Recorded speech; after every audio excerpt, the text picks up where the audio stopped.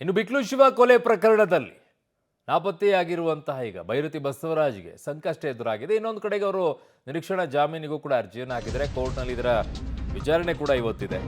ಬಿಕ್ಲು ಶಿವ ಹತ್ಯೆ ಕೇಸ್ನಲ್ಲಿ ಬೈರತಿ ಬಸವರಾಜ್ಗೆ ಈಗ ಸಂಕಷ್ಟ ಇರೋದು. ಹೈಕೋರ್ಟ್ನಲ್ಲಿ ನಿರೀಕ್ಷಣಾ ಜಾಮೀನು ಅರ್ಜಿಯ ವಿಚಾರಣೆ. ಬೈರತಿ ಬಸವರಾಜ್ ಎಸ್ಕೇಪ್ ಆಗಿದ್ದಾರೆ. ಹೈಕೋರ್ಟ್ನಲ್ಲಿ ವಜಾ ಆಯ್ತದು. ಅದಾದ ನಂತರ ನೀವು ಕೆಳಹಂತದ ನ್ಯಾಯಾಲಯದಲ್ಲೇ ಹೋಗಬೇಕು ಅಂತ ಹೇಳಿದ್ರು. ಆರೋಪಿಗೆ ನೋಟಿಸ್ ಕೊಡುವಂತ ಅಗತ್ಯತೆ ಇಲ್ಲ. ಬಿಕ್ಲು ಶಿವ ಹತ್ಯೆ ಕೇಸ್ನಲ್ಲಿ ಬೈರತಿ ಬಸವರಾಜ್ಗೆ ಸಂಕಷ್ಟ. ಹೈಕೋರ್ಟ್ನಲ್ಲಿ ನಿರೀಕ್ಷಣಾ ಜಾಮೀನು ಅರ್ಜಿಯ ವಿಚಾರಣೆ. ನೋಟಿಸ್ ಕೊಡುವಂತಹ ಅಗತ್ಯತೆ ಇಲ್ಲ ಅಂತ ಹೇಳಿದ್ದಾರೆ. ಬಸವರಾಜ್ ಎಸ್ಕೇಪ್ ಆಗಿಬಿಟ್ಟಿದ್ದಾರೆ. ಸೊ ಆರೋಪಿಗೆ ನೋಟಿಸ್ ಕೊಡುವಂತಹ ಅಗತ್ಯತೆ ಇಲ್ಲ ಅನ್ನೋದನ್ನ ಹೇಳಿದ್ದಾರೆ. ಹೈಕೋರ್ಟ್ನ ಆದೇಶದ ಮಾಹಿತಿ ಗೊತ್ತಾಗ್ತಾ ಇದ್ದಂತೆ ನಾಪತ್ತೆ ಆಗಿಬಿಟ್ಟಿದ್ದಾರೆ.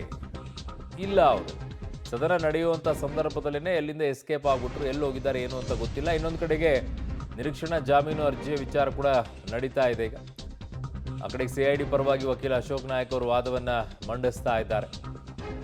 ಸೊ ಕಲಾಪಕ್ಕೆ ಹೋದಂಥವ್ರು ಎಸ್ಕೇಪ್ ಆಗ್ಬಿಟ್ರು ಅಂತ ಅವ್ರು ಹೇಳೋದು. ಹೈಕೋರ್ಟ್ನಲ್ಲಿ ಈ ಥರ ಆದೇಶ ಬಂದ ನಂತರ ಅವ್ರಿಗೆ ಎಸ್ಕೇಪ್ ಆಗ್ಬಿಟ್ರು.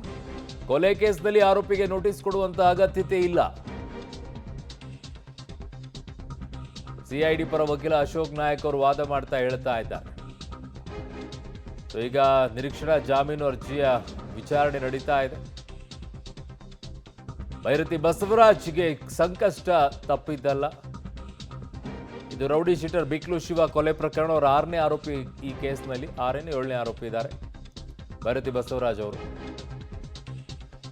ಏನಾಗುತ್ತೆ ಈ ಪ್ರಕರಣ? ಬೈರತಿ ಬಸವರಾಜ್ ಅವರಿಗೆ ಅರೆಸ್ಟ್ ಮಾಡುವಂತ ಹಂತಕ್ಕೆ ಹೋಗುತ್ತಾ ಅಥವಾ ಇಲ್ವಾ? ನಿರೀಕ್ಷಣಾ ಜಾಮೀನು ಸಿಗುತ್ತಾ ಅಥವಾ ಇಲ್ವಾ ಅನ್ನುವಂಥದ್ದನ್ನ ನೋಡಬೇಕಾಗಿದೆ. ಸೊ ಏನು ತಪ್ಪು ಮಾಡಿಲ್ಲ ಅನ್ನುವಂಥದ್ದಾದ್ರೆ ಬೈರತಿ ಬಸವರಾಜ್ ಅವರು ಯಾಕೆ ತಲೆ ಮರೆಸ್ಕೊಂಡಿದ್ದಾರೆ ಅನ್ನುವಂಥ ಪ್ರಶ್ನೆಗಳು ಅನೇಕರು ಎತ್ತುತ್ತಾ ಇದ್ದಾರೆ. ಯಾಕೆ ಏನು ಎತ್ತ ಅನ್ನುವಂಥ ಪ್ರಕರಣ ಇದಲ್ಲ ಈಗ ಸದ್ಯಕ್ಕೆ. ಕಾರಣ ಈ ನಿಟ್ಟಿನಲ್ಲಿ ಆಗಬೇಕಾಗಿರೋದಿಷ್ಟೇ, ಒಂದು ಕೊಲೆ ಪ್ರಕರಣದಲ್ಲಿ ಅವರು ಆರೋಪಿ, ಅವ್ರು ನಿರಪರಾಧಿನ ಅಥವಾ ಅಪರಾಧಿನ ಅನ್ನುವಂಥದ್ದು ಪ್ರೂವ್ ಆಗಬೇಕು.